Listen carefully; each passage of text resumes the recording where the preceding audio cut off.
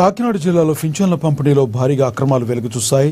ఏలేశ్వరం, పత్తిపాడు మండలాల్లోని పలు సచివాలయాల్లో సుమారుగా 14,70,000 రూపాయల ఎన్టీఆర్ భరోసా పింఛను సొమ్మును ఉద్యోగులు దుర్వినియోగం చేసినట్లుగా గుర్తించారు. ఈ వ్యవహారంపై జిల్లా కలెక్టర్ స్పందించారు.